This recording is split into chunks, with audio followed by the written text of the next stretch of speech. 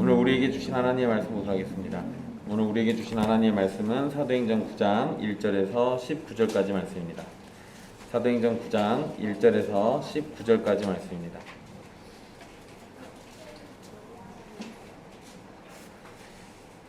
귀하신 하나님의 말씀 받들어서 읽도록 하겠습니다.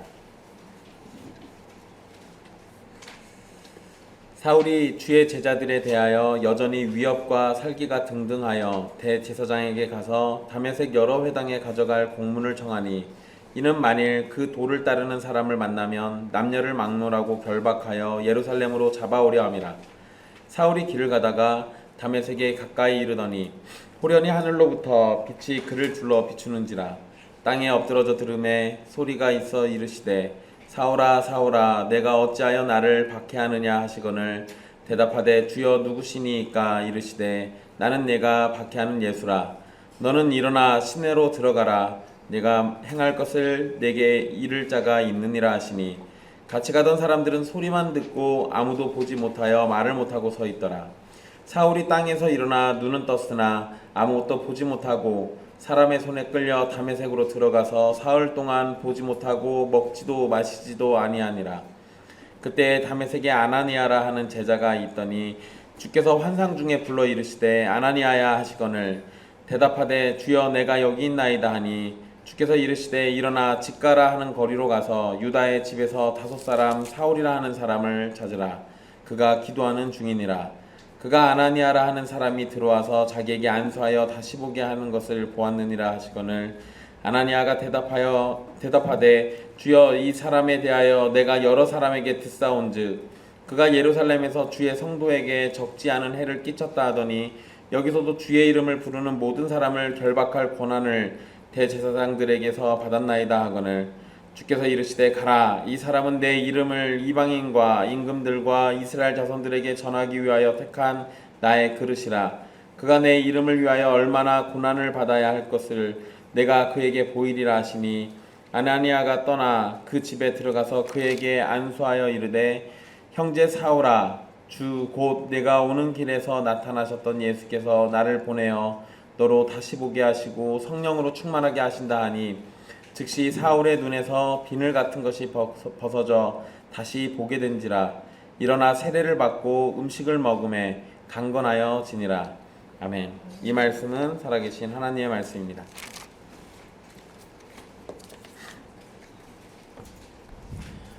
우리 지난 시간에 성령의 인도하신 가운데 광야에서 전도하는 빌립과 빌립의 도움을 통해서 성경의 진리를 온전히 깨닫고 하나님의 종이신 예수 그리스도를 믿고 큰 기쁨을 얻은 에디오피아 내시의 이야기를 살폈습니다. 오늘은 초대교회와 사도행전에서 매우 중요한 인물, 그리고 어쩌면 기독교 역사 속에서 예수님을 제외한 사람들 중에서 가장 중요한 인물인 바울에 관한 이야기, 그 내용을 살펴보도록 하겠습니다. 물론 아직은 성경에서 사울이라는 이름으로 불리고 있습니다. 사울이 어떻게 해서 그리스도의 사도가 되는지 이에 대해서 먼저 회심 사건이 나오게 되는데, 오늘 말씀이 바로 그 사울의 회심 사건입니다. 말씀을 하나씩 살펴보면서 어떻게 회심하게 되었는지, 어떻게 은혜를 입게 되었는지를 보도록 하겠습니다. 말씀의 시작은 사울이 계속해서 초대교회를 핍박하는 내용으로 시작합니다. 사울은 예수님의 제자들에 대해서 오랜 기간에 걸쳐서 위협과 죽이겠다는 말을 하고 다녔습니다. 사울은 예수님의 제자들을 핍박하기 위해서 할 수 있는 노력을 다했는데요. 그리고 그 노력을 누가가 또 열심히 기록해 놨습니다. 그래서 대제사장에게 가서 예수님을 믿는 사람들을 남자 여자 가리지 않고 잡아다가 예루살렘으로 잡아올 수 있는 권한이 있는 공문을 달라고 요청을 합니다. 그러니까 여기에서 지금 요청하고 있는 게 대제사장에게 이야기하는데, 이건 사내들인 공회에서 발급되는 공문일 겁니다. 그리고 그게 아니더라도 성전의 대제사장이 공문을 발급하면 그 자체로도 유대인들에게는 굉장한 권위가 있는 겁니다. 어쨌든 그러한 권세를 지금 사울이 부여받았습니다. 이제 사울에게는 우리나라 사람들은 역사 속에서 잘 알고 있는 거죠. 빨간 완장을 찬 거예요. 이제 닥치는 대로 누구든지 손가락질 해가지고 잡아가라고 하면 다 잡아갈 수 있는 겁니다. 그렇게 지금 무시무시한 상황이 된 거죠. 이전에서의 표현을 보시면 사울은 예루살렘에서만 교회를 핍박한 것이 아니라 흩어진 그리스도인들이 두루 다니면서 예수님을 전하고 다니니까 그것까지도 막을 생각에 다른 지방에서도 그리스도인들을 잡을 권한을 달라고 말하고 있습니다. 즉 이스라엘 전체와 그 너머에 있는 곳까지 어디든 다니면서 교회를 핍박할 생각이었던 겁니다. 그러니까 이렇게 놓고 보면 여러분 개인으로 놓고 이만한 사람을 찾아보기가 역사 속에서 쉽지 않습니다. 왕이 이런 적은 있어요. 아주 구석구석 다 찾아다니면서 다 죽이라고 하거나 이런 적은 있었어도 개인이 제가 한번 잡아보겠습니다 하고 나서가지고 이렇게 하는 경우는 거의 없습니다. 그러니까 이건 어떻게 보면 기독교 역사 속에서 교회를 핍박하는 인물로 탑순위에 뽑으라고 하면 사울이 사실은 빠질 사람이 아니에요. 정말 대단한 인물인 거죠. 1절 말씀해 보시면 위협과 살기가 등등하다라고 이렇게 할 때 그 등등하다라고 번역된 표현이 있잖아요. 그게 그 단어가 원래는 숨쉬다라는 의미입니다. 그러니까 여기에서 사용된 의미는 사람이 숨을 쉬는 것에 자기의 목숨이 달린 일인 것처럼 위협과 살기를 숨쉬는 일처럼 여겼다는 거예요. 그러니까 사울은 그리스도인이라면 내가 살아서 내 목숨이 유지되는 한 가서 무엇이든 해서 다 잡아 죽이겠다 이런 거죠. 그러니까 여러분 눈만 뜨면 기독교인들, 그리스도인들 잡아 죽이거나 잡아오는 게 사울이 하는 일이에요.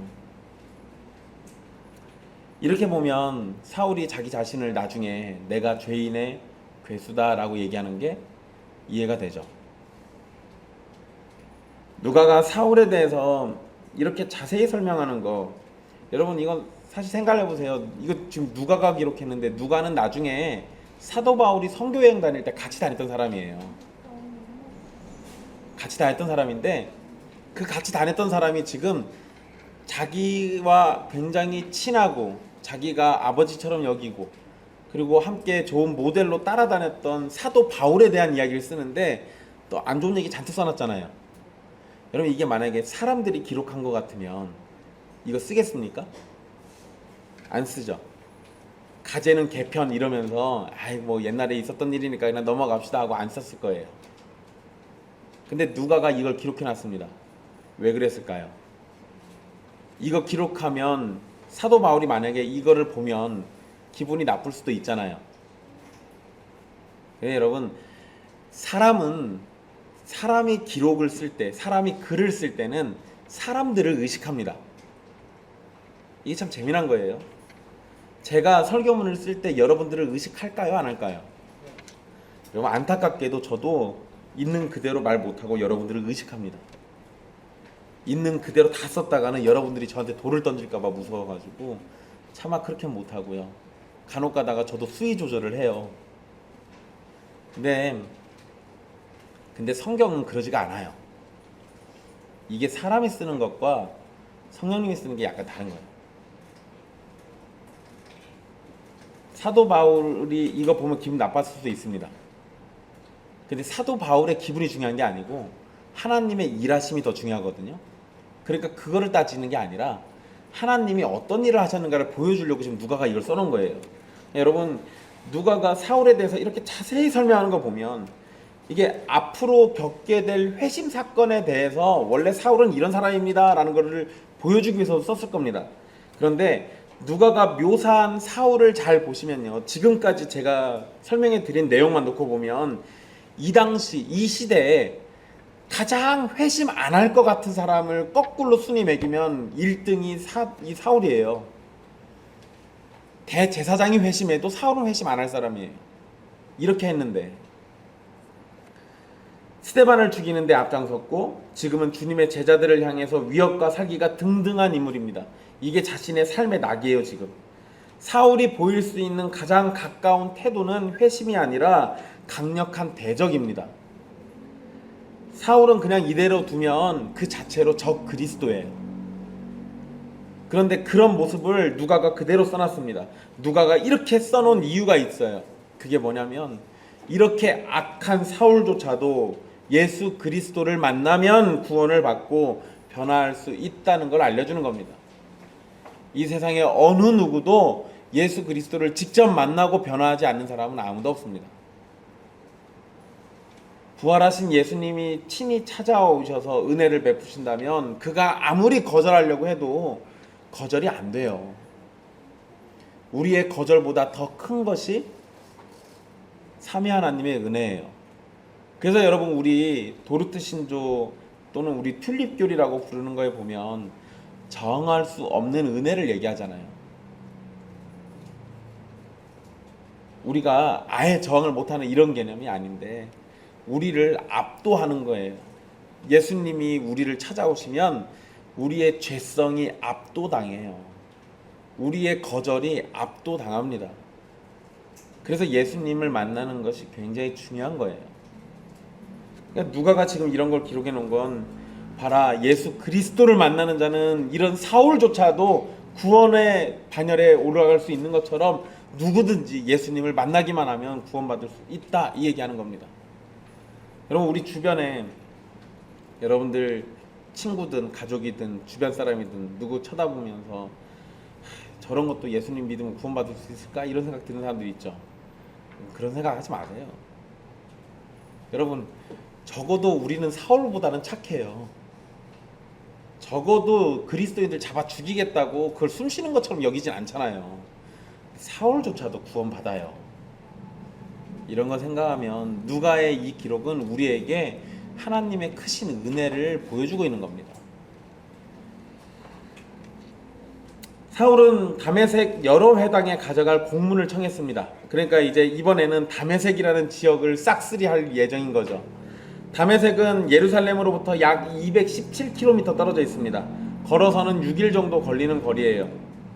사울은 다메섹을 향해서 갔고 3절의 기록처럼 다메섹으로 가는 길에 하늘로부터 빛이 그를 둘러 비추는 기적을 경험하게 됩니다. 성경에서 기본적으로 하늘로부터 빛이 비추는 것은 하나님의 임재를 상징합니다. 그런데 그것이 홀연히 일어났다라고 3절에 보면 기록되어 있습니다. 홀연히 일어났다. 그러니까 여러분, 이게 사울이 그것을 기대하고 있지 않은 상태에서 갑자기 일어났다는 거죠. 그러니 이것은 하나님께서 사울에게 임하시되 주권적으로 임하셨다는 것을 보여주는 사건입니다. 이 부분에서도 우리가 조심할 게 있어요. 우리가 아무리 회심을 노력한다 하더라도 우리의 뜻대로 되는 건 아니에요. 회심은 홀연히 일어납니다. 홀연히. 왜? 주님이 뜻하지 않은 때, 우리가 전혀 예상하지 않았을 때, 어쩌면 예상하고 있다 할지라도요, 우리의 그 모든 생각을 뛰어넘어서, 그리고 가장 우선적으로 주님이 주권적으로 하시는 거니까. 그래서 여러분, 우리 대부분 이제 이러죠. 친구들을 회심시키려고 막 애쓰진 않아요. 한두 번 해보다가 안 되면 포기하죠. 근데 가족 같은 경우는 좀 얘기가 달라요. 그러죠.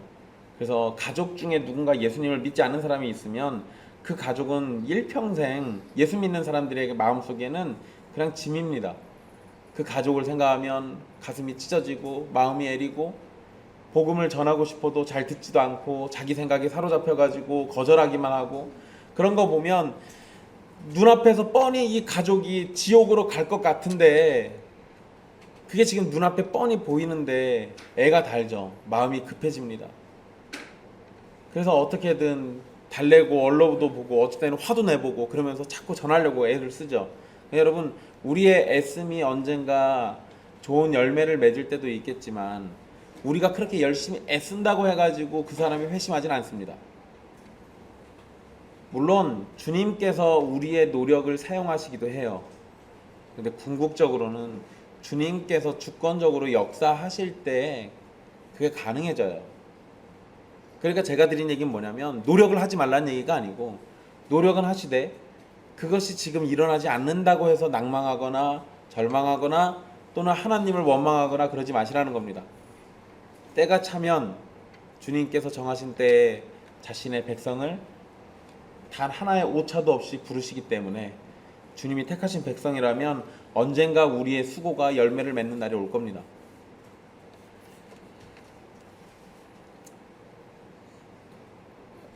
이 사울에게 임하신 분 분명히 하나님이 임재하시는 사건과 같은 거였으니까 여기에 임하신 건 분명히 하나님이신데, 근데 성경의 기록을 보면 여기에 임하신 분은 예수님입니다.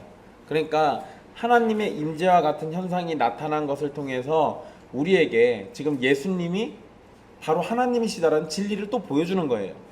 그러니까 이런 사건들이, 그러니까 여러분 아예 도마처럼, 요한복음 20장에 나와 있는 도마처럼 예수님을 향해 가지고 나의 주 나의 하나님입니다 라고 이렇게 고백하는 경우는 그렇게 많지가 않잖아요. 근데 대부분 이런 식으로 우리에게 어떠한 현상들과 어떠한 일들을 통해 가지고 예수님이 하나님이시라는 걸 자꾸 증명합니다. 4절에서 바울은 땅에 바로 엎드러지게 됩니다. 여러분 예수님을 만나면 이런 식이에요. 예수님을 만나면 바로 이렇게 땅에 엎드러지고, 그리고 그 예수님의 존재에 대해서 압도당하게 돼 있습니다. 이 부분 잘 기억해 두세요. 제가 전에도 한번 말씀드린 적이 있는데, 뭐 예수님을 만났다라고 이렇게 예수님이 나를 찾아오셨다라고 하면서 책 쓴 사람들이 있잖아요. 그 내용들 잘 보시면 말도 안 되는 얘기도 되게 많아요. 제가 제일 황당하게 본 게 뭐였냐면, 어떤 목사가 이게 욕실에서 면도하고 있는데 주님이 찾아오셨어요. 자기가 막 면도기로 막 전기 면도기로 면도하고 있었는데 주님이 찾아와서 뒤에서 흐뭇하게 쳐다보고 계시더래요. 자기도 면도를 마저 끝냈대요. 천지를 지으신 주님이 옆 뒤에 왔는데 면도를 하고 있어요. 그런 말을 또 믿는 사람들도 웃기고, 그런 말을 또 책에다 써서 팔고 있는 사람도 웃기고, 슬픈 일이죠. 여러분 하나님이 임재하실 때, 특히 눈에 보이도록 임재하실 때 사람들이 보이는 일반적인 반응은 엎드러지는 겁니다. 그러니까 엎드러져로 번역된 표현은요, 땅에 떨어지다라는 의미가 있어요. 그러니까 이게 그냥 아이고 내가 하면서 이렇게 엎드려야지 이렇게 엎드러진 게 아니라 땅에 떨어지듯이 엎드러진 거예요. 그러니까 마치 우리가 그냥 자연스럽게가 아니라 추락하듯이 땅에 엎드러진 걸 생각하시면 돼요. 이거는 두려움과 놀람이 표현되는 모습이죠. 하늘에서 소리가 들리면서 사울의 이름을 2번 반복해서 부릅니다. 이것은 하나님이 말씀하시는 것의 긴급함, 또 중대함, 이런 걸 보여주는 거겠죠. 그리고 그 음성이 뭐라고 합니까? 왜 자신을 박해하느냐라고 질문을 합니다. 그래서 4절 말씀에 그렇게 되어 있죠. 사울아 사울아 내가 어찌하여 나를 박해하느냐. 예, 여러분 사울이 박해한 사람은 2절에는 뭐라고 되어 있었습니까? 2절 말씀에 보면 그 도를 따르는 사람을 만나면 이렇게 돼 있어요. 그래서 사울이 박해한 사람들은 누구냐면 복음을 따르는 사람들입니다. 그래서 복음을 따르는 사람들을 박해했는데, 지금 사울을 찾아온 예수님은 뭐라고 얘기하십니까? 사울아 사울아 어찌하여 내가 나를 박해하느냐라고 하죠. 그러니까 사울이 박해한 게 자기 자신을 박해했다라고 지금 얘기하고 있어요. 그러니까 생명의 백성들을 박해하면 생명의 주님을 박해한 꼴이 됩니다. 질문은 매우 단순합니다. 하지만 그 질문이 가진 의미는 사울의 삶에 심각한 문제가 있다는 걸 지적하고 있어요. 사울은 자신에게 질문하는 존재를 향해서 주여라고 부릅니다. 그러니까 사울이 지금 자신에게 질문하는 분을 하나님으로 인식하고 있는지는 사실 정확하진 않아요. 하지만 사울은 나름대로 경건한 유대인이었고 율법에 능통한 사람이었기 때문에 적어도 지금 벌어지는 현상들과 상황은 구약에서 하나님의 임재를 나타낸다는 것 정도는 알고 있었을 겁니다. 그러니 자기 자신에게 지금 말을 건네고 있는 존재가 하나님이시거나 또는 하나님의 사자라고 생각했을 거예요. 그러니까 정확히 누군지는 모르지만 동시에 어느 정도 추측이 가능하니까 사울은 그의 알맞게 주여라고 부르고 있는 거죠. 그러니까 이분이 주님이 보낸 사자인지 아니면 진짜 주님이 친히 오신 건지는 모르는 거지만 어쨌든 하나님으로부터 온 존재라는 건 분명하니까 그래서 주여라고 부르고 있어요. 그러면서 더 정확하게 알고자 누구십니까? 라고 물어봐요. 그 5절에 주여 누구시니까? 라고 얘기하죠.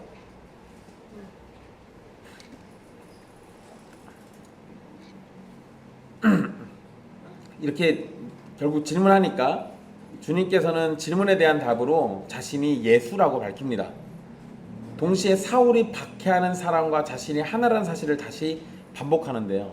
또 이렇게 얘기하시죠. 나는 내가 박해하는 예수라.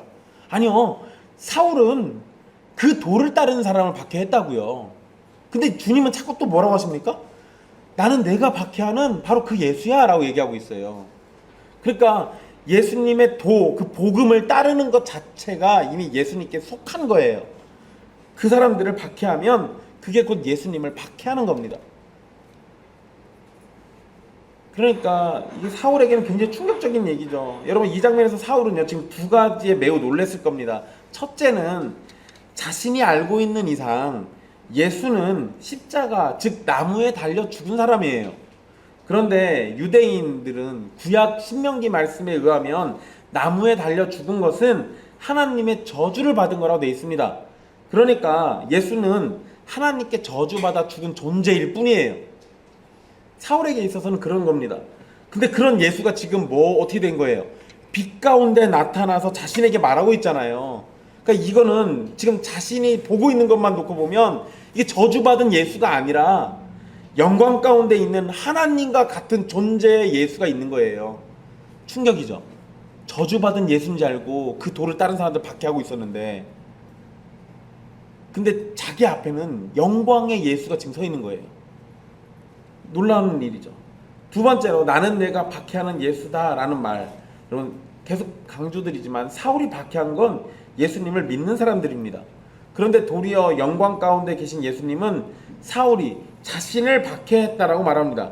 결국 자신은 영광의 주님을 박해한 것이 되는 거죠. 그러니까 자꾸 이 주님이, 예수님이라는 이분이 자꾸 내가 나를 박해했어 라고 얘기하니까, 그러니까 지금 사울에게는 아니 나는 예수 믿는 사람을 박해했는데 그게 아니라는 거예요. 그러니까 이제 두 가지에서 깨지는 거죠. 저주 가운데 있어야 할 존재가 영광 가운데서 얘기하고 있고, 그리고 나는 그를 따르는 자들을 박해했는데 그분은 나에게 오셔서 너는 나를 박해했다라고 얘기하고 있고. 이런 박해받는 성도들은 예수님과 하나로 인식됩니다. 이것은요 여러분, 단순히 인식되는 거, 그렇게 여겨지는 거, 생각 이렇게 되는 거, 그렇게만 되는 게 아니에요. 이건 실제로 그렇다는 의미예요. 우리가 교회를 말할 때 교회의 머리는 예수님이시고 우리는 그의 지체라고 말하죠. 이것은 어떤 진리를 표현하는 것, 그런 정도만이 아니라 이것은 우리의 실제적인 상태를 나타내는 말입니다. 그러니까 그냥 우리가 그렇게 믿는다라는 정도로 끝나는 게 아니고요, 실제로 우리의 머리가 예수님이시고 우리는 그의 지체, 이건 실제 상황인 거예요. 이거를 그냥 단순히 목사가 설교 때 하는 이야기, 또는 교인들끼리 서로 사랑하며 삽시다 하면서 하는 이야기 정도가 아니라 이거 진짜로 실제를 얘기해요. 실제. 그러니까 여러분, 예수님께서 우리를 향해서 이렇게 말씀해 주시는 게 얼마나 영광스러운 겁니까? 성도가 고통받으면 그건 예수님께서 고통받으시는 거예요. 성도가 기쁨을 누리면 그것은 예수님께서 기쁨을 누리시는 겁니다. 성도가 굶주려 힘들 때 우리 주님도 굶주림의 고통을 함께 나누고 계시는 거고, 성도가 풍요로움에 넉넉할 때 주님께서도 그 넉넉함을 함께 누리십니다. 주님이 우리랑 동일시하고 있어요.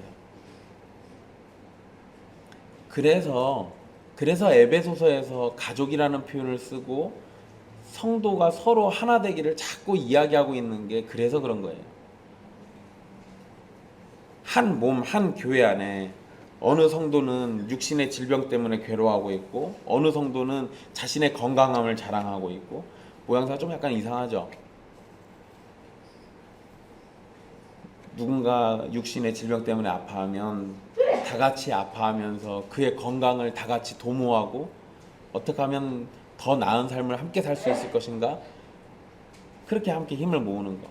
누군가 궁핍밥 때문에 힘들면 그 궁핍함은 우리 모두의 괴로움이 돼야 맞아요. 왜? 우리 주님이 그것 때문에 괴로우실 거니까. 그러니까 우리 야고보서에서도 그 말도 안 되는 얘기 들어봤잖아요. 춥냐? 그러면 따뜻해라. 배고프냐? 그러면 빵 사 먹어라. 말도 안 되는 소리잖아요. 추우면 내 옷을 나눠줘서 같이 따뜻해지려고 하고, 배가 고프면 내 먹을 걸 함께 나눠가지고 같이 먹으려고 하고, 그게 교회라고요. 지극히 당연한 모습인데 그 당연한 모습의 근원이 여기에서부터 나와요. 주님이 친히 우리를 자기 자신과 하나로 여기고 있어요.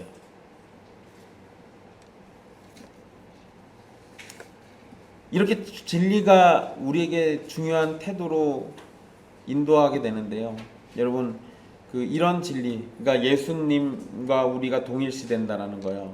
여러분, 빌립보서 4장 1절에 여러분 잘 아는 말씀이 있습니다. 주 안에서 항상 기뻐하라. 명령이죠. 근데 여러분, 항상 기뻐한다는 것이 어떻게 가능할까요? 주님 안에 있으니까 가능한 거예요. 주님과 한 몸이기 때문에 가능한 겁니다. 우리가 괴로울 때, 풍요로울 때, 고통에 있을 때, 건강할 때 언제든지 우리는 주님과 함께 있습니다. 그러니까 항상 기뻐한다라는 거의 기본은요, 내가 괴로울 때, 아플 때, 슬플 때 그걸 보는 게 아니라 그 와중에도 나랑 함께 해주시는 주님을 보니까 기쁜 거예요. 그래서 예수님 안에서 우리는 항상 기뻐할 이유를 찾는 겁니다. 굉장히 중요한 가르침인 거죠. 다시 말씀으로 좀 돌아와서요. 오늘 본문 말씀 다시 보시면 6절에 예수님은 다메섹의 시내로 들어가서 사울이 행할 것을 가르쳐줄 사람을 기다리라고 명령합니다. 그러니까 지금 당신은 누굽니까? 라고 물어보니까 나는 내가 박해하는 예수다 라고 얘기하시고, 그 다음엔 일어나서 시내로 가라. 사울 네가 행할 일을 너에게 일러줄 자가 있다 라고 이렇게 얘기하시는 거예요. 예수님을 따르는 사람들을 박해하던 사울은 이제 그 예수님의 말씀에 따라야 하는 상황에 처했습니다. 모양새가 웃기죠? 예수의 말씀을 따라? 그러면 죽여! 이게 원래 사울의 자세였는데 지금 사울의 상황은 그 예수님의 말씀을 따라야만 해요. 3절에서 6절 이 사이에 벌어진 사건이 사울만 경험된 사건이라면요, 이러한 일을 사실로 받아들이지 못했을 겁니다. 단순히 사울이 너무 지쳐가지고 환상을 봤다거나 술에 취해서 환청을 들었다고 생각할 수도 있겠죠. 그렇지만 이 사건은요, 사울과 동행하던 사람들도 경험된 일입니다. 물론 그 사람들은 소리만 들었어요. 보지는 못했습니다. 그래서 그들은 지금 말하고 있는 존재가 누구인지 아무도 보지 못했지만 이 상황이 너무 놀랍기에 말을 못하고 서 있기는 했습니다. 그런데 7절의 표현처럼 같이 가던 사람들은 소리만 듣고 아무도 보지 못했다는 말씀에서 동행하는 사람들은 아무도 본 사람이 없는데 사울은 빛 가운데서 누군가를 봤다는 점을 알려주는 거죠. 그러니까 7절 말씀을 거꾸로 생각해 보면 같이 가던 사람은 소리만 듣고 아무도 못 봤어요. 근데 사울은 본 거예요. 사울은 소리도 듣고 그리고 빛 가운데 누군가 존재가 있는 것도 봤어요. 그러니까 이렇게 보면 사울은 예수님을 직접 만난 겁니까? 안 만난 겁니까? 만났어요. 사울은 직접 만난 겁니다. 나중에 사울이 자신이 사도인 거에 대해서 이야기할 때 나 예수님 만났다 이 얘기해요. 만나긴 만난 거예요. 좀 찰나의 순간에 아주 짧게 만난 거지만 어쨌든 만나긴 만난 거죠. 그러니까 사도로서 자격이 있다 이런 걸 얘기하는 거예요. 여러분, 사울은 땅에서 일어났지만 여기서 이제 충격적인 상황이 벌어지는 겁니다. 다른 사람들은 아무것도 못 봤잖아요. 사울은 봤습니다. 그런데 이제부터는 사울이 아무것도 못 보는 상황이 되고 다른 사람들은 볼 수 있는 상황이 됐어요. 그러니까 땅에서 일어났지만 아무것도 볼 수 없었습니다. 결국 함께 여행하던 사람들의 도움을 받아가지고 다메섹까지 들어가요. 사흘 동안 보지도 못하고 먹지도 마시지도 못했습니다. 먹지도 않았던 거예요. 원래 사울이 다메섹에 도착하면 하려고 했던 게 뭐였습니까? 그곳의 원로나 힘있는 권세가들을 만나서 예수님을 따르는 사람들을 잡아서 박해하려고 했었습니다. 그런데 지금 그는 뭐 하고 있어요? 할 수 있는 일이 아무것도 없어요. 볼 수도 없고 뭘 할 수도 없는 상황입니다. 그냥 기다려야 돼요. 뭘 기다립니까? 주님이 말씀하신 그 사람이 오기를 기다려야 돼요. 그러니까 여러분, 아무것도 안 하고 있는데 사울이 하고 있는 게 한 가지 있긴 해요. 그게 뭡니까? 주님의 말씀대로 기다리고 있는 거예요. 웃기는 상황이죠. 주님의 말씀 듣는 놈들 다 죽일 거야 이러고 다녔던 사람이 지금은 이제 그 주님의 말씀을 듣고 있는 거예요. 여러분, 여기에 먹지도 않고 마시지도 않았다 이렇게 돼 있잖아요. 금식한 거죠. 근데 이 부분에서 더 자세한 기록은 없습니다. 여기에서는. 근데 사울이 금식하고 있던 것은 아마도 자신이 경험한 일의 충격 때문에 그래서 참회하고 있었던 것으로 생각이 됩니다. 그리고 이 주님이 아나니아에게 사울을 말씀하시면서 뭐라고 하냐면 사울이 기도하는 중이다라는 얘기를 해요. 그러니까 먹지도 마시지도 않고 있는 상황에서 그냥 가만히 있었던 게 아니라 기도하고 있었던 거죠. 회개 기도도 하면서 주님이 은혜 베풀어서 나를 인도해 주시기를 바라고 있었겠죠. 그러니까 이런 걸 놓고 보면 사울이 그리스도인들을 박해한 건 잘못된 거지만 어떤 경건의 모양은 가지고 있었던 거예요. 10절 말씀에서 사울을 찾아가셨던 예수님은 다메섹에 사는 아나니아라 하는 제자를 찾아가셨습니다. 그리고 그를 환상 중에 부르셨어요. 그러자 아나니아는 주여 내가 여기 있나이다 라고 대답을 합니다. 참 재밌는 거죠. 두 사람이 있어요. 사울과 아나니아.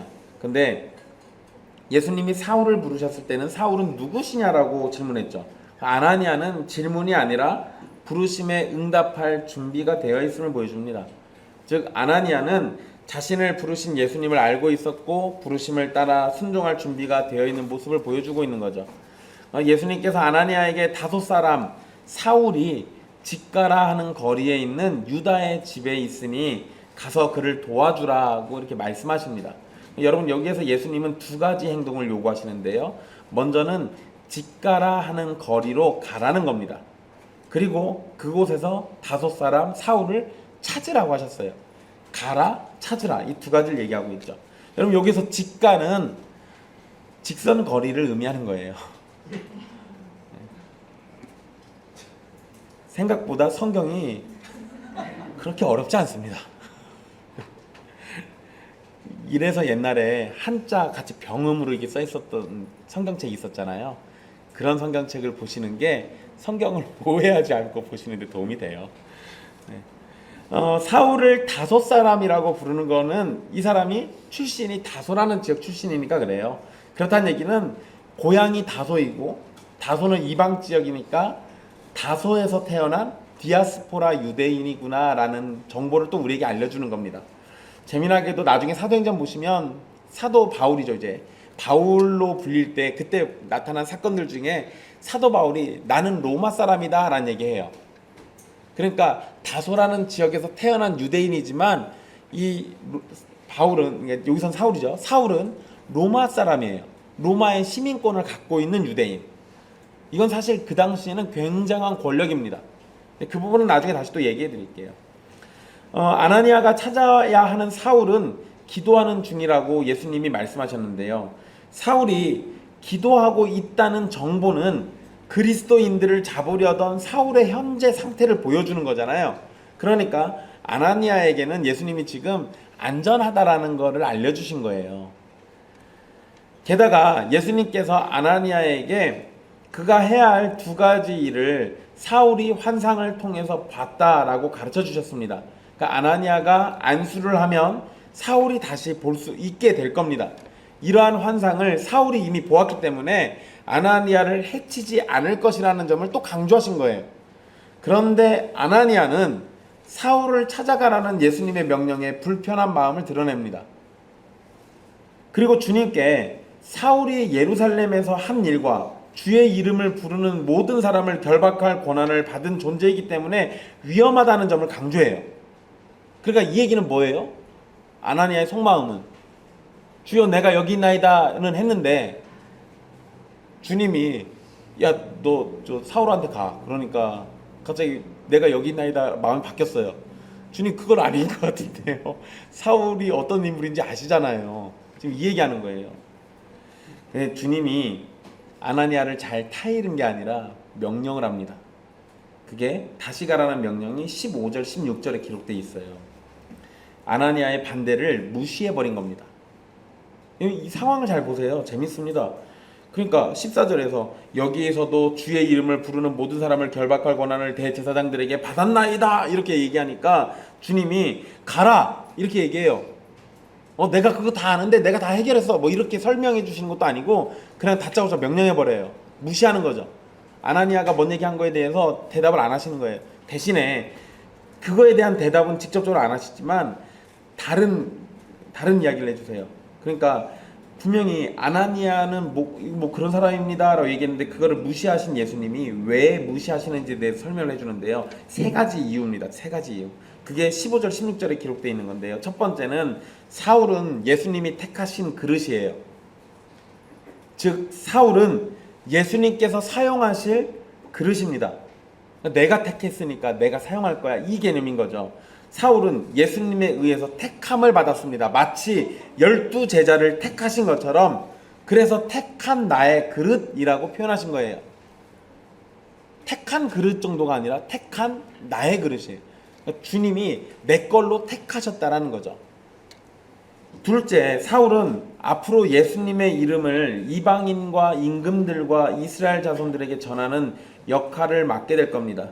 거기에서 여러분 15절 말씀에 보면 그 중간 이후에 이스라엘 자손들에게 전하기 위하여 라고 되어 있잖아요. 거기에서 그 전하다라는 표현이 있죠. 이 단어가 전하다라는 의미도 있고 짊어지다, 옮기다라는 의미도 있습니다. 그러니까 사울은 예수님의 이름을 짊어지고 이방인과 임금들과 이스라엘 자손들에게 옮기는 역할을 할 겁니다. 이 일을 위해서 주님이 나의 택한 그릇이라고 부르신 거예요. 예수님의 이름을 믿고 고백할 자가 될 거라는 것도 이 말씀에서 우리가 알 수 있는 거죠. 여러분, 내 이름을 이방인과 임금들과 이스라엘 자손에게 전한다라고 얘기하시잖아요. 그 얘기는 사울은 이제 예수님을 믿을 거다라는 것을 전제하고 있는 거예요. 믿지도 않은데 어떻게 전합니까?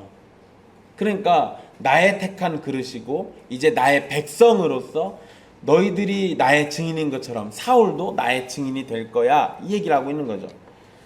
그리고 여러분, 세 번째, 사울은 16절 말씀이죠. 예수님의 이름을 위해서 고난을 받게 될 겁니다. 결박하고 신문하고 징벌하던 사울이 이제는 그 일을 거꾸로 당하게 될 거예요. 가장 앞장섰던 핍박자 사울이 이제는 가장 열렬한 성도이자 전도자가 될 겁니다. 이것은 예수님의 이름이 승리하였다는 것을 보여주는 거죠. 그렇다고 여러분, 승리의 모습만 보이고 얻는 것이 아닙니다. 이 부분이 중요해요. 여러분 생각해 보세요. 예수님을 대적하는 가장 우두머리인 사울이 이제 예수님의 백성이 됐어요. 그러면 분명 예수님의 이름이 승리한 거잖아요. 그러죠? 근데 그 승리의 결과가 뭐냐면 그게 16절이에요. 예수님의 이름으로 승리한다는 것이 정복하고 높은 곳에 서는 것으로 드러나는 게 아닙니다. 사울은 고난받아야 돼요. 예수님의 이름이 승리한 결과가 뭐예요? 고난이에요. 고난. 여러분, 이 부분에서 우리가 자꾸만 착각해요. 여러분, 우리 교회는 예수님 믿고 부자 된다는 얘기를 안 하잖아요. 좀 제가 안 해도 너무 안 해요. 예수님 믿고 부자 될 수도 있지. 오늘 합시다. 여러분, 예수님 믿고 부자 되세요. 아니요. 아니, 주사 부자 돼. 맛있는 거 사주나. 아니, 맛있는 거. 여러분, 부자도 되시고 가난한 사람도 되시고 무엇이 됐든 주님을 위해서 되시면 돼요. 주님을 위해서. 그래서 여러분, 사울에게 요구되는 바가요, 예수님 믿고 고난을 받는 사람이 돼요. 이거 너무 이상한 거 아니에요? 고난을 주던 그 사람을 굴복시켰어. 이제 그러면 성도들에게 뭐가 있어야 돼요? 핍박자가 굴복당했어요. 그럼 마치 더 이상 핍박할 사람이 없으니까 이제 성도들에게는 태평성대가 이루어질 것 같잖아요. 평안한 시대가 오고 햇볕만 쨍쨍 내리쬐는 날이 올 것만 같잖아요. 근데 그게 아니라고요. 이제 사울을 우두머리로 해서 더 큰 고난에 휩싸일 겁니다. 이 부분을 우리가 놓치면 안 돼요. 이게 뭐냐면요, 예수님의 이름이 승리했다고 해서 그것이 정복하고 빼앗고 우리가 높은 데 서고 막 다 가지고 이런 개념이 아니라 순교자처럼 살게 되는, 오히려 더 낮아지고 깨지고 상하는 자리에 우리가 서요. 이해되지가 않죠. 그런데 여러분, 그것이 가능하도록 예수님의 이름이 우리에게 힘을 줍니다. 이제 사울에게 그럴 거예요. 물론 여러분, 사울처럼 우리가 다 고난받는 건 아닙니다. 다 핍박받는 것도 아니고요. 다 돌팔매질 당하거나 다 쫓김을 당하거나 이러지도 않습니다. 근데 여러분 기본적으로요, 복음은 우리에게 복과 함께 고난을 같이 가져옵니다. 그러니까 여러분 직장 생활하다가 예수님 믿는다는 이유로 고난 받으실 때 있잖아요. 그럼 그럴 때 여러분들 어떻게 반응하세요? 나를 예수 믿는다고 박해를 해? 그래서 저것들 하면서 이를 막 부득부득 갈면서 막 저것들 없는 세상을 꿈꾸고 말 거야. 이래요? 아니요, 여러분 그러는 게 아니죠. 오히려 내가 고난 받으니까 그것 때문에 내가 주님의 이름 아래에 있구나라는 걸 더 확인하죠. 오히려 나를 고난하는 사람들이 내가 구원받았다라는 증거를 보여주는 거기 때문에 오히려 더 고마운 사람들이죠. 여러분 이런 거 생각해 보세요. 그리스도인들이 사는 게 그래요. 잘 먹고 잘 살고 무조건 뭘 누리고 빼앗고 이런 개념이 아니라는 거예요. 그러니까 여러분 만약에 이렇게 우리가 예수님의 이름으로 살면 고난받는다, 더 많이 뺏기고 착취당하고 고통받기도 한다라는 거를 생각한다면 여러분 예루살렘 성전 뺏겼을 때 그걸 뭐로 찾으러 갑니까? 예수님 믿으면 당연히 뺏기는 거야 생각하는 게 정상이지. 그까짓 거 안 찾아도 되잖아요. 십자군 전쟁 안 해도 되는 거였어요. 우리는 오늘날도요, 예수 믿는다는 이유 때문에 핍박받는 게 지극히 정상입니다. 당연한 거예요. 당연한 거. 여러분 뭐 어떤 분들은 우리가 코로나 시국 때문에 교회가 핍박받는다는 얘기 하잖아요. 근데 여러분 진실로 예수님 잘 믿는 사람이라면 그 핍박이 고마워야 하는 거 아니에요? 예수님 잘 믿고 있으니까 핍박받았겠지. 그렇게 물론 뭐 다 그건 아닙니다. 예수님 잘 믿어서만 핍박받았던 거 아니에요. 우리가 뭐 잘못해서도 그랬습니다. 근데 여러분 우리가 교회라는 이름으로 핍박받는 건 지극히 정상적이에요. 그러니까 그거를 이상하게 여기지 마십시오. 오히려 기뻐해야 할 거예요. 그게 정상이지. 어쨌든 이 예수님이 아나니아에게 이 세 가지 이유를 대십니다. 그리고 이 세 가지 이유를 들은 아나니아는 결국 예수님의 명령을 따라서 순종하게 됩니다. 근데 여러분 여기에서 제가 자꾸 아나니아라고 하니까 눈이 커지시는 분이 계세요. 아나니아 얼마 전에 죽었는데 아나니아가 한 명만 있는 건 아니잖아요. 여러분 이 세상에 황철민이 얼마나 많겠습니까? 있어요. 제가 저번에 한번 얘기했잖아요. 그 삼풍백화점 무너졌을 때 그때 그 부실공사 허가해준 공무원 이름이 황철민이라고. 어딘가에 보면 대한민국에 황철민이 또 있어요. 저랑 이름이 똑같은 사람이 있을 거 아니에요. 그러니까 여러분 이 당시에도요 아나니아라는 사람이 여러 명 있었던 거예요. 그러니까 오해하시지 마세요. 그 죽은 아나니아는 죽었고 여기 있는 아나니아는 다른 아나니아예요. 이 아나니아가 결국 예수님의 말씀을 따라서 직가에 있는 유다의 집에서 사울을 찾으러 갑니다. 근데 여러분 여기에서 아나니아가 사울을 찾아가지고는 처음에 뭐라고 부르냐면 형제라고 불러요. 형제. 근데 여러분 원래 유대인들은 서로를 형제라고 부르기 때문에 그냥 아나니아가 사울을 형제라고 부르는 게 크게 이상하지 않습니다.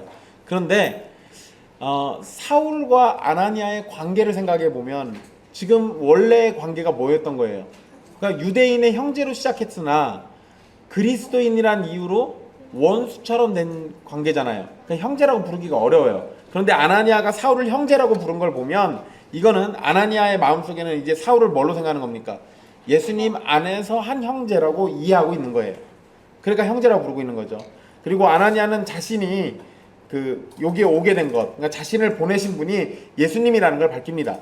그것도 사울이 오는 길에 나타나셨던 바로 그 예수님이라고 이렇게 밝혀요. 아나니아는 예수님께서 자신을 보내셔서 사울이 다시 보게 되고 성령으로 충만하게 하실 것이다 라고 말을 합니다. 그리고 아나니아가 안수를 하니까 즉각적으로 사울의 눈이 보이게 됩니다. 근데 여러분 여기서 보시면 아나니아는 사도가 아니었어요. 또 아나니아는 7명의 우리가 보통 집사라고 부르는 그 특별히 뽑힌 일꾼들에 포함되는 사람도 아니잖아요. 그 아나니아는 그냥 성도 중에 하나였어요. 경건한 성도. 근데 그런 경건한 성도가 하나님의 말씀을 따라 안수를 했습니다. 그러니까 여러분 여기에 제가 뭔 얘기를 하려고 그러냐면 사실 여러분 나중에는요 이 안수라는 게 아나니아가 안수한 거는 자기 마음대로 안수한 게 아니라 하나님이 시켰으니까 한 거잖아요. 예수님이 시켜서. 그러니까 했잖아요. 그러니까 여러분들도 요거 보고 아나니아도 안수했네, 우리도 안수합시다 하고 아무렇게나 막 안수하시지 마시고, 예수님이 친히 오셔서 계시를 주시면 그때 하세요. 저도 무릎 꿇고 안수 받을게요. 교회는요, 질서 때문에 이 안수를 아무렇게나 하도록 하지 않습니다. 나중에는 이제 이게 목사들이 하고 장로들이 하는 걸로 규정을 짓죠. 왜냐하면 너도 나도 다 안수하는 일이 벌어져가지고 교회에 질서가 무너져 버리는 상황이 벌어지거든요. 근데 제가 뭔 얘기를 드리려고 그러냐면, 사도가 안수해야만 되는 것도 아니고, 아나니아는 그냥 성도였단 말이에요. 그러니까 안수라는 행위가 사람에 의해서 능력을 발휘하는 게 아니라 그것을 사용하시는 하나님에 의해서 능력이 발휘된다라는 것을 기억하시라는 거예요. 이런 부분들을 놓치시면요, 여러분, 우리 그런 거 잘 하시잖아요. 여러분 옛날에 큰 교회 있으실 때 생각해 보세요. 여러분 담임 목사님한테 안수받는 게 좋아요, 부목사님한테 안수받는 게 좋아요? 부목사가 안수하면 뭔가 찝찝해요. 능력도 없는 것 같기도 하고, 있던 병이 더 생길 것 같기도 하고 막. 목사님이, 담임 목사님이 와서 친히 안수해 주셔야. 근데 여러분 그런 거 아니라고요. 담임 목사가 하든 부목사가 하든 주께서 쓰시겠다고 하면 어린아이가 와서 안수해도 능력이 나타나는 거예요. 이 부분을 오해하지 마세요. 계속해서 보시면요, 아나니아가 안수를 하고 즉각적으로 사울의 눈이 보이게 됩니다. 그리고 사울의 눈에서 비늘 같은 것이 벗겨졌다라고 돼 있어요. 이게 참 재밌죠? 그 18절 말씀에 나와 있잖아요. 사울의 눈에서 비늘 같은 것이 벗어져 라고 이렇게 기록되어 있습니다. 근데 여러분 여기에 이 비늘은요, 그 물고기나 뱀의 비늘을 의미하기도 하고요, 땅콩의 껍질을 의미하기도 합니다. 그리고 상처의 딱지를 의미하기도 해요. 그러니까 사람이니까 눈에 뭐 딱지 같은 게 있었겠죠. 그래서 이게 뭐가 이게 씌인 거예요. 그러니까 앞에 안 보였던 거죠. 즉 사울이 볼 수 없었던 거는 눈에 어떤 문제가 생겼던 거래요. 그래서 이 사울이 앞을 볼 수 없었던 거고, 나중에 보면은요, 사울이 이 자신의 눈에 대한 질환을 얘기합니다. 그래서 어느 지역 편지 서신에 보면 너희들이 할 수만 있다면 눈이라도 빼서 나에게 주려고 했다, 막 이런 얘기 나와요. 사울이 눈이 안 좋았던 것 같아요. 근데 그거를 보통 학자들은 이 다메섹에서의 사건 때문에 눈이 안 좋았다라고 이해를 합니다. 그러니까 이게 이때 이렇게 안수해서 다시 보이긴 됐지만 이때 상황 때문에 이후에 눈이 안 좋아졌다, 이렇게 얘기하는데 저는 그건 아닌 것 같아요. 왜 그러냐면, 만약에 이때 상황이 안수해가지고 이렇게 비늘이 벗겨져서 고침을 받았는데 그거를 주님이 너 그래도 옛날에 한 짓이 있으니까 100%는 안 고쳐주고 90%만 고쳐주고 10%는 고생해라, 이러진 않으셨을 거 아니에요. 주님이 누구 병 고칠 때 보면은요, 50%만 고쳐주는 일이 없어요. 고쳐주실 거면 다 고쳐주시지. 성경에 써있는 이적을 잘 보세요. 다 고쳐주지. 반절 남겨주고 이러지 않잖아요. 그러니까 이건 학자들이 보통은 이때 이 사건 때문에 그럴 것이다 라고 추측하는데 그건 추측인 거고, 그냥 사울이 지내다 보니까 눈이 안 좋았던 거예요. 이렇게 생각하시면 될 겁니다. 어쨌든 사울이 이렇게 눈에서 뭐가 보이게 되고 떨어지게 되고 다시 보게 됩니다. 그리고 사울은 세례를 받고요. 여러분 여기에서 세례를 받았다라고 기록되어 있는데 그것은 그 자체로 사울이 회개하고 예수님을 믿었다라는 사실을 포함하는 거죠. 그리고 그는 금식을 마치고 음식을 먹으면서 강건해지는 것을 경험하게 됩니다. 사울의 회심 사건이 기록된 오늘 본문에서 우리는 회심이 하나님의 주권적인 뜻과 계획 안에서 일어난 사건임을 알 수 있습니다. 사울은 자신이 회심할 걸 예상하지도 않았고 또 예수님을 믿게 될 것이라고 생각하지도 않았어요. 오히려 사울은 복음을 미워했고 복음의 주인이신 예수님을 거절했습니다. 그래서 예수님을 믿는 사람들을 잡으러 다녔죠. 그러니까 여러분 이런 상황만 놓고 보면 사울이 예수님을 믿게 된다는 것은 결코 사울의 생각이나 사울의 판단에 달린 일이 아니라는 것을 우리는 명확하게 알 수 있어요. 이것은 그의 마음을 사로잡고 있는 복음에 대한 잘못된 생각이 완전히 바뀌어야만 가능한 일이거든요. 근데 사울은 복음을 따르는 자를 다 박해했잖아요. 그 얘기는 사울은 복음 중에서 그 하나도, 어떤 것 하나도 받아들일 마음이 없는 사람이에요. 그런데 그런 사울이 갑자기 회심을 한다? 갑자기 마음이 바뀌어서? 이게 사람의 생각으로 가능할까요? 아니, 불가능하다고요. 있을 수가 없는 일이에요. 결국 여러분, 사울의 회심에서 사울은 전적으로 무능력한 존재인 걸 드러내고 있는 겁니다. 그는 회심하려는 의지도 마음도 생각조차 없었어요. 이런 계획도 한 게 아니라고요. 그가 바뀔 수 있었던 건 전적으로 하나님의 은혜를 따른 일입니다. 이걸 달리 말하면 사울처럼 죄인 괴수와 같은 자도 하나님의 은혜를 받으면 얼마든지 구원의 백성이 될 수 있다는 겁니다. 또한 사울은 회심 사건을 경험할 때 예수님을 만났어요. 이것은 회심을 생각할 때 매우 중요한 지점입니다. 구원을 받고 회심하고 믿음을 갖고자 한다면 예수님을 만나야 합니다. 예수님을 만난다라는 것 육체적으로 물리적으로 만나는 것을 의미하진 않아요. 예수님 만나셔야 돼요 이러면 또 성도들은 또 예수님 보고 싶어요 그래서 예수님 보여준다는데 막 쫓아다니고 이러신 분들이 있어요. 아니요 그런 거 아니에요. 여러분 가급적 그런 건 상상도 하지 마십시오. 물리적으로 예수님 만나면 여러분들이 살아남으실 것 같아요? 자신이 있으십니까?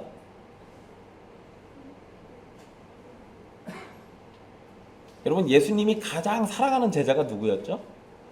베드로 야고보요. 베드로 야고보. 그 셋 중에 하나야. 베드로니요. 요한이에요. 요한. 베드로도 사랑하는 제자이긴 한데 그 성경에 아예 사랑하는 제자라고 명시해놨어요. 요한복음에 나옵니다. 요한복음의 저자는 요한이에요. 자기가 자기 입으로 써놓은 거예요. 재밌는 분이죠. 근데 여러분 예수님의 가장 사랑받는 제자인 요한이 요한계시록을 기록할 때 예수님이 짠 하고 등장하니까 납작 엎드리잖아요. 원래는 너무 사랑해서 예수님의 품에 안기던 제자인데 부활하신 예수님을 만났을 때 오랜만이에요 하면서 뛰어가서 안는 게 아니라 죽은 자처럼 납작 엎드린다고요. 여러분 예수님을 물리적으로 만나는 거 어쩌면 우리에게 복된 일이기도 하지만요, 여러분들이 한 번도 경험해보지 못한 온갖 두려움을 느낄 수도 있어요. 그래서 굳이 지금 만나실 이유는 없습니다. 나중에 천국 가서 보시면 돼요. 굳이 지금 그런 걸 경험하실 게 뭐 있어요. 그럼 여러분 여기서 예수님을 만난다라는 게 어떤 의미일까? 물리적인 건 분명히 아니에요. 여러분 예수님을 만난다라는 건요, 말씀 안에서 증거되는 예수님에 대한 진리를 접하고 그것이 사실로 받아들여질 때 생각과 사상으로만 만나는 게 아니라 진리의 말씀 안에서 우리의 영혼은 예수님을 직접 만나게 되는 거예요. 그러니까 여러분 이런 거 생각해 보세요. 지난주에 우리 에디오피아 내시 이야기 해드렸잖아요. 그때 에디오피아 내시에게 질문이 있었죠. 무엇이었습니까? 이 고난받는 종이 누굽니까? 라는 거 물어봤어요. 왜 그게 왜 중요해요? 그 고난받는 종이 우리를 구원하는 자거든요. 그러니까 에디오피아 내시는 바로 이 고난받는 종이 누군지 너무 알고 싶은 거예요. 그분을 통해서 내가 구원받을 수 있다라는 믿음이 있으니까. 그래서 예수님에 대해서 증거하니까 에디오피아 내시가 예수님을 만났습니까? 그때? 직접 눈으로 봤어요? 그거 아니잖아요.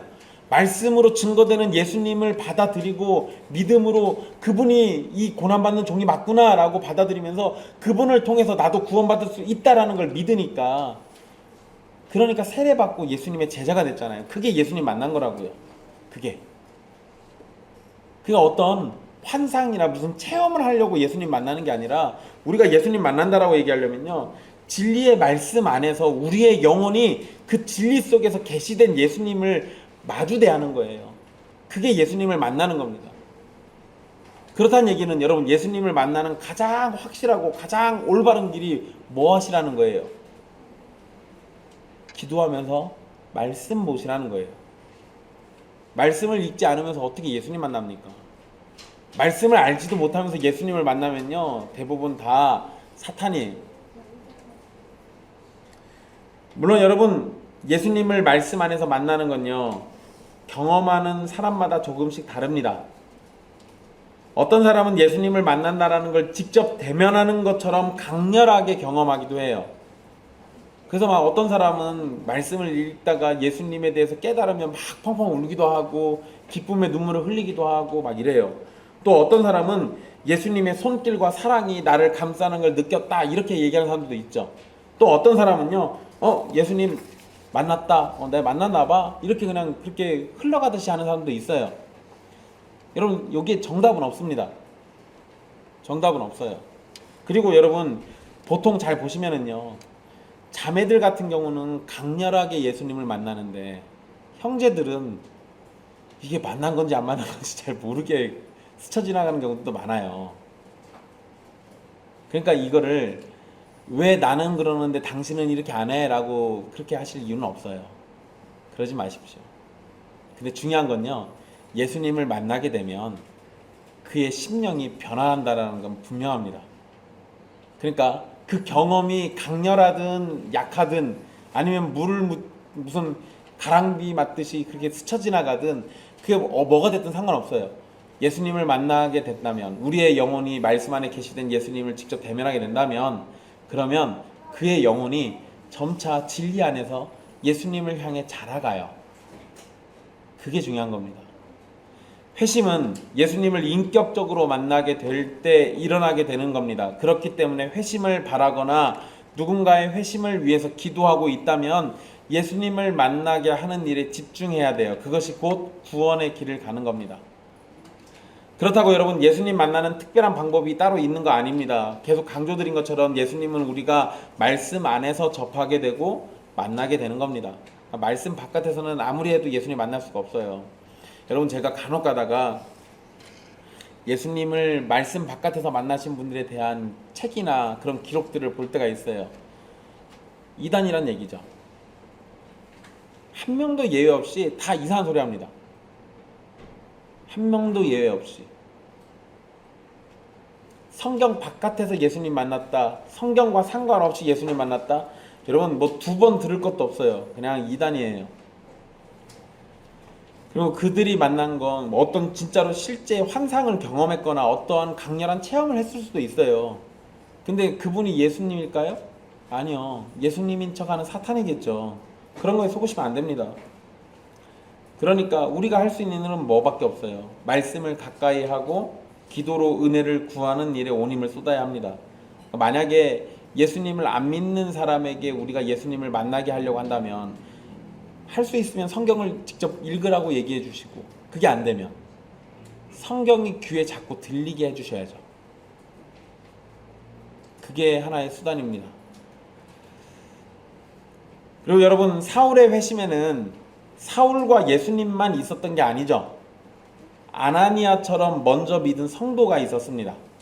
그리고 아나니아의 안수가 사울에게 필요했다는 사실은 우리에게 성도의 회심은 교회를 통해서 일어나고 확증된다는 사실을 알도록 돕습니다. 이게 뭔가 잘 생각해 보세요.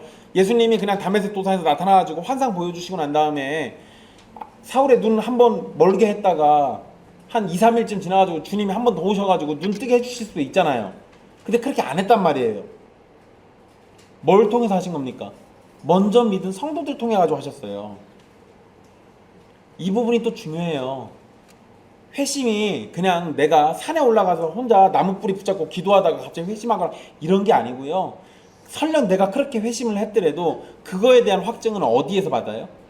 성도들 간의 교제에서 확증됩니다. 즉 교회를 통해서 확증받는다는 거예요. 이 부분이 중요해요. 이 부분이 중요합니다. 회심의 확실한 증거는, 그리고 사울이 아나니아와 바나바 사도들과 예루살렘의 신자들과 교제를 나눌 수 있었던 그런 것처럼 성도들의 교제에서 확실하게 드러납니다. 그러니까 나는 예수님 믿었어 라고 얘기하면서 성도들 간의 교제가 전혀 없는 사람은 그 믿었다라는 걸 어디서 확증할 거예요? 그 확증이 안 돼요. 확증이 안 됩니다. 여러분, 이 부분에서 우리가 자꾸 실수하는 거예요. 대부분 구원에 대한 거는요, 개별적으로 믿고 개별적으로 확인받으려고 합니다. 그러다가 낭패를 봐요. 그게 아니라 내가 믿었다라는 거는 교회 안에서 성도들과 교제하면서 확증이 돼요. 먼저 믿은 자들의 받은 은혜와 내가 받은 은혜를 동일시하게 서로 이야기 나누면서 그 안에서 함께 역사하시는 성령님을 발견할 때, 우리가 어떠한 동일한 말씀을 가지고 구원의 도를 깨달았을 때 그런 것들을 같이 나누면서 기쁨이 배가 되고, 그러면서 우리의 구원은 더 확실해지는 거예요. 결국 여러분, 성도들은 성도의 교제가 없이는 교회를 통해서, 성도를 통해서 내려주시는 모든 은혜를 누릴 길이 없어요. 그래서 심하게 말씀하시는 분들은 교회 바깥에는 구원이 없다고도 얘기하는 겁니다. 그 말이 전혀 틀린 말이 아닌 거예요. 회심이라는 은혜를 베푸시고 가능하게 하시는 분은 삼위 하나님이시죠. 예수님을 만났을 때 확실한 회심이 일어나게 됩니다. 그리고 그 확실한 회심은 교회를 통해서 증명됩니다. 예수님으로부터 시작된 회심의 역사는 교회를 통해서 실체가 되고, 실체가 된 그 회심의 역사는 교회로 살아가면서 더 확고해지는 거예요.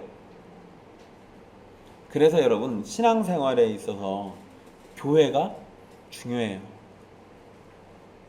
교회가 그래서 중요합니다. 그러니까 여러분, 제가 성도들 이렇게 만나서, 다른 교회 성도들 만나서 상담을 하거나 뭐 이럴 때요, 목사님 어디 큰 교회 가서 조용히 예배만 드리고 올 수 있는 교회 있으면 소개 좀 시켜주십시오, 이런 분들이 있어요. 그렇게 신앙생활에서 뭐 하시려고?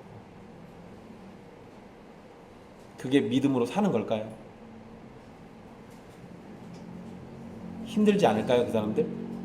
보통 그렇게 얘기하시는 분들은 이유가 있어요. 교회 가가지고 활동하다 보면 이거 시켜 저거 시켜, 또 어디 모임도 가야 하고 돈도 내야 하고, 그거 힘드니까 그런 거 안 하려고 합니다. 그러니까 조용히 가서 예배만 드리고 올 수 있는 교회 소개시켜 주세요. 여러분, 그게 싫어가지고 조용히 예배 드리고 온다는 게 말이 돼요? 그냥 내가 안 하면 되지, 그거를. 대신에 성도 간의 교제까지 포기하지 말라는 거예요. 교회 일 안 할 수도 있죠. 아니, 청소 안 하고 싶으면 안 해도 돼요. 여기 강제하는 데가 아니니까. 안 하고 싶으면 일찍 가세요. 그냥 청소 안 해도 되니까.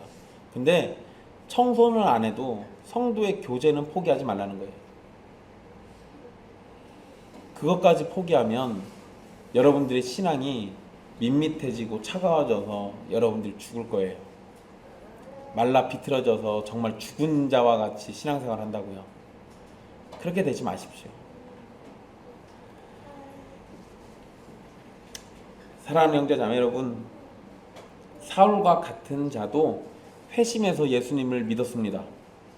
저 같은 사람도 예수님 믿고 목사가 되고, 여러분과 같은 죄인도 예수님 믿고 구원을 받죠. 구원에 있어서 우리 안에 찾을 공로가 있을까요? 아니요, 없어요. 전혀 없어요. 모든 것은 순전한 하나님의 은혜입니다. 우리의 구원을 보고 은혜를 베푸신 하나님을 찬양합시다. 얼마나 감사해요. 예수님 안에서 우리는 모든 걸 다 누려요. 그걸 주신 그 구원, 주님이 주신 구원 바라보시고 결국 그 결론은 뭘로 가야겠어요? 내가 한 게 아무것도 없는데 나에게 구원의 은혜 주신 하나님을 찬양하는 일밖에 없죠. 이게 정상이에요. 회심에 있어서 예수님을 만나는 게 중요하다라고 계속 강조드렸습니다. 그렇지만 여러분, 회심 이후에도 예수님을 날마다 만나는 것이 신앙생활에 매우 중요합니다. 여러분의 삶은 예수님으로 가득합니까? 여러분은 예수님의 말씀을 따라서 살고 있습니까? 여러분은 삶의 주인으로 예수님을 모시고 살아가고 있습니까? 한번 고민해 보십시오. 여러분, 우리 신자로 살아가면은요, 예수님으로 자신을 채우면서 살아간다면 매일 하루의 삶을 마칠 때 여러분들 기쁘게 오늘 잘 살았어 하고 마칠 수 있을까요? 그럴 리가 없어요. 여러분들이 여러분들 안에 예수님을 날마다 모시고 살고 있으면은요, 날마다 모시겠다고 어금니 꽉 깨물고 있는 그 와중에도 어느 순간 여러분들 범죄할 겁니다. 그리고 저녁에 잠들기 전에 예수님으로 사는 삶을 다시 한번 돌이켜보면 그 사이에 내가 지은 범죄 때문에 주님을 모시고 잠자리에 들 때 회개가 되지 않겠어요? 그게 정상이죠. 그게 당연한 거예요. 그러니까 여러분, 어쩌면 예수님을 모시고 살면 그냥 사람들의 눈에는 정말 우울한 존재처럼 보일 수도 있어요. 왜? 우리는 도저히 용납될 수 없을 만큼 흉악한 죄인들이니까. 근데 여러분, 그렇기 때문에 예수님으로 우리가 평안히 잘 수도 있어요.